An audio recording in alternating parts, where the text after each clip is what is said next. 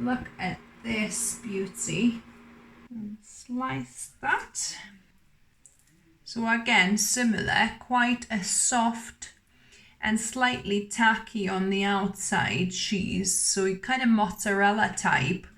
First of all, we'll soak cashews. You need a cup of cashews, and I'm doing a double recipe, so I've got a cup here each.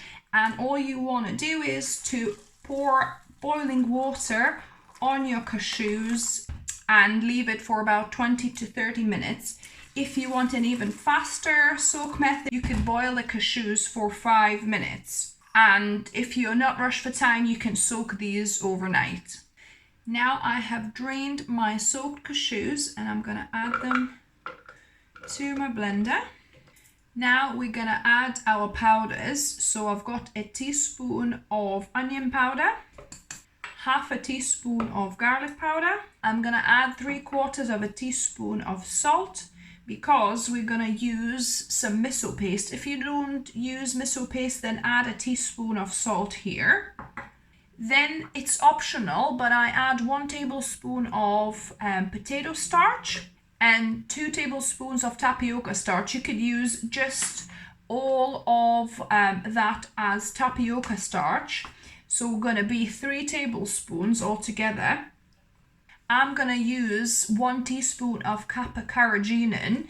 If you're not using that, just add another tablespoon of your tapioca starch. So 4 tablespoons of tapioca starch altogether. But I'm using the kappa carrageenan to get like a little bit of a firmer cheese at the end. So to get that really nice cheesy flavor, I'm gonna add half a teaspoon of Dijon mustard, about 3 tablespoons of nutritional yeast flakes, and a teaspoon of the miso paste. This is kind of like a light brown miso paste. You could use white miso paste as well. And for our liquid, I'm gonna use 1/3 cup of olive brine. However, if you don't want to use it or you don't have olive brine, then you could use some plant milk instead. So 1/3 cup, that will just help the cashews and everything blend together. Now I'm gonna put my NutriBullet lid on and I'm gonna blend this before adding our Okara.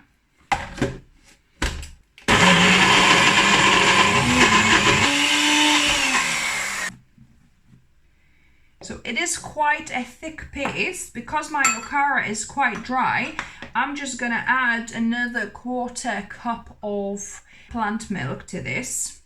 And the reason I'm using the olive brine is it got that lovely umami. It's got some lactic acid already that they use in, olive brining. And it just adds that extra bit of depth, of cheesy depth. But if you don't have it or don't want to use it, you're going to just add more of white wine vinegar. Actually, talking about that, I forgot to add that to our liquids. So we need about 1 tablespoon because we're already using olive brine. If you're not using olive brine, maybe add another 1/2 tablespoon to this of the white wine vinegar. So let's see, let's blend again and see if it's liquid enough.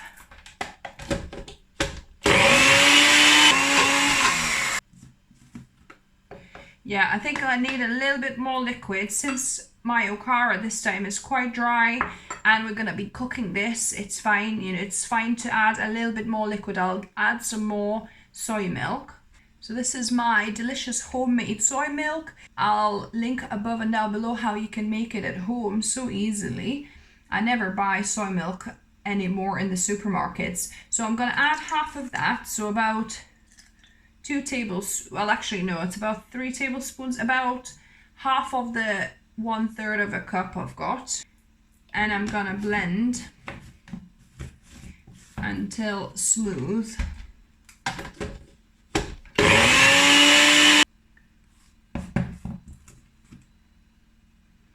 So this is looking nice and smooth. Now I'm gonna add my Okara. So this is from making said soy milk.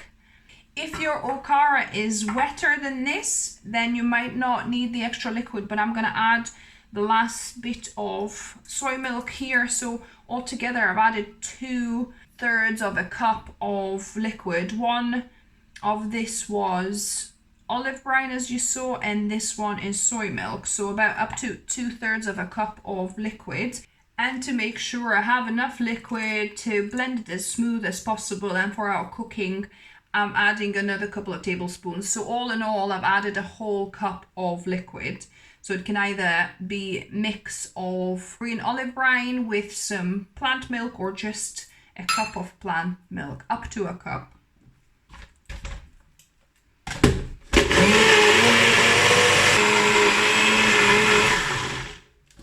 Now let's have a look. Wow, that's looking smooth now. On to the next stage. And while I tasted this, I've realized that it's missing some salt. So I'll add another 1/4 teaspoon of salt. So it'll be a whole teaspoon of salt as well as a teaspoon of miso paste. So if you're not using miso paste, adjust accordingly. Don't skimp on the salt because, you know, cheese is supposed to be quite salty and flavoursome. You don't want it to taste bland. Just added additional salt, and also it's missing that tang because I'm adding the kappa carrageenan. That will dull the flavors even more. So yeah, so I'm adding another half to a full tablespoon of white wine vinegar. I just want it to have this nice tang in the finished cheese, because like I said, if you're adding kappa carrageenan, the flavors will dull a bit as well. I find it needs some more. So yeah, so I've added just over 2 tablespoons of white wine vinegar and just over a teaspoon of salt. And since I'm showing you 2 versions of this cheese, I'm gonna now make the second one exactly the same ingredients as before. In addition to all the usual ingredients that we already put in this batch, I'm gonna add 1 small sweet potato that I've cooked. It's steamed, or you could add a carrot as well, or potentially a red marinated pepper would work here as well. Then if you're not using a liquid smoke like I am, then add 1.5 teaspoons of smoked paprika, but I'm gonna use 1/2 teaspoon of liquid smoke as well. So I'm just gonna add 1 teaspoon of smoked paprika, and then 1/4 teaspoon either white or black pepper, just for a bit of spiciness.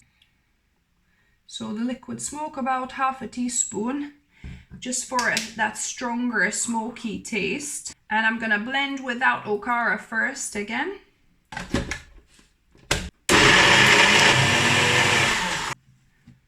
Let's check. So yeah, it's looking nice and smooth. I'm gonna add Okara now.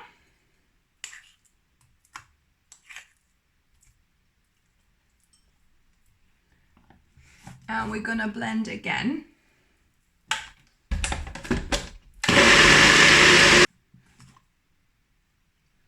There you go. We've got this second cheese here as well. So this is gonna be our kind of simple cheddar style cheese, and this is gonna be a slightly smoked cheddar style cheese. Now on to the second stage, heating the cheese up, or the mixture up, to turn it into cheese. So I'm just gonna pour my cheddar style cheese mix, and I'm gonna put it on a gentle heat.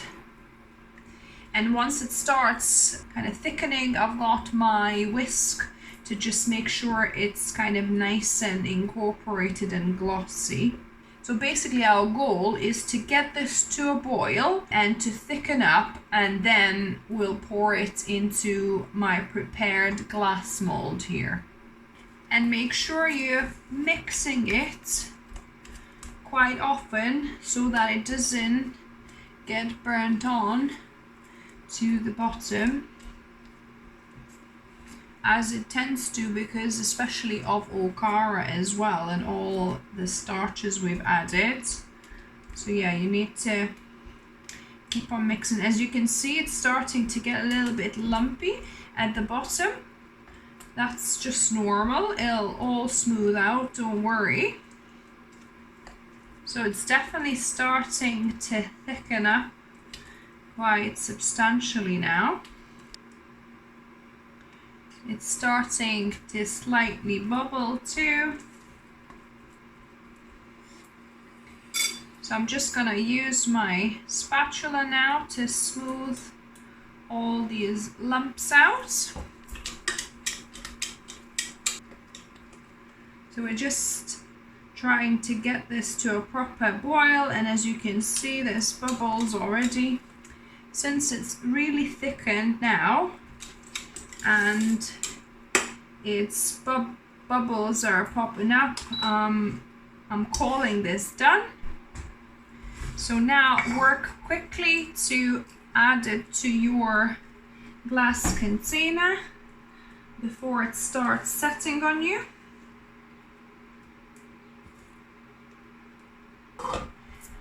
And even the surface out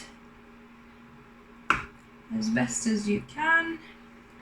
Now this will cool down at room temperature for a couple of hours, and then I'll put this to set fully in the fridge for a couple more hours or overnight.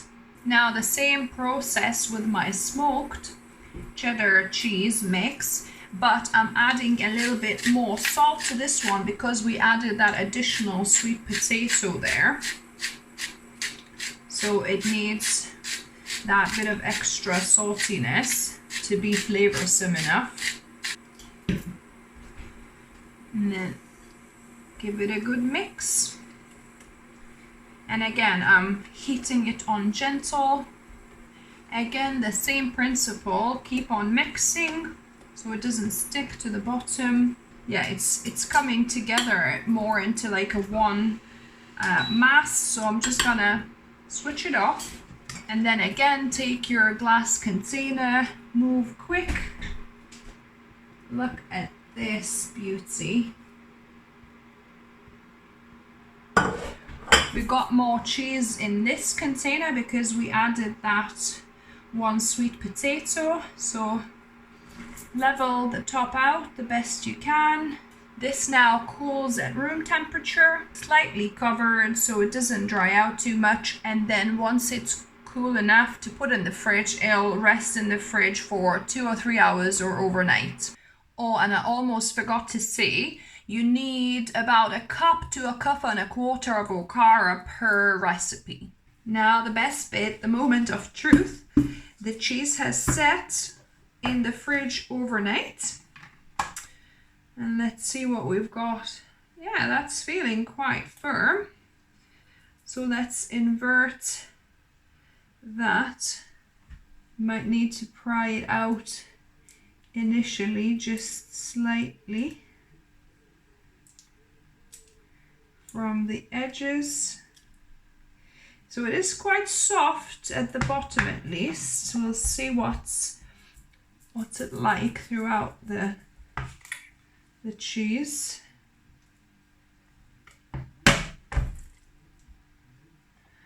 Voila. So there you go.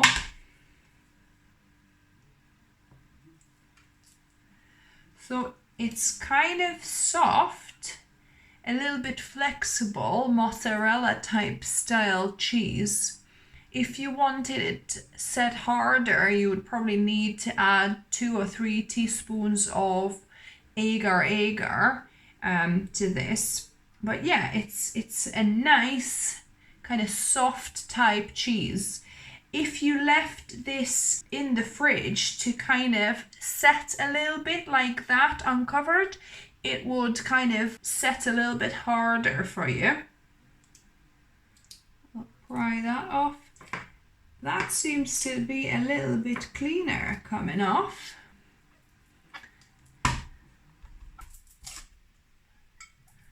There we go. So it's looking nice. And slice that. So again, similar, quite a soft and slightly tacky on the outside cheese. So kind of mozzarella type texture. Yeah, still a bit tacky and quite soft and pliable.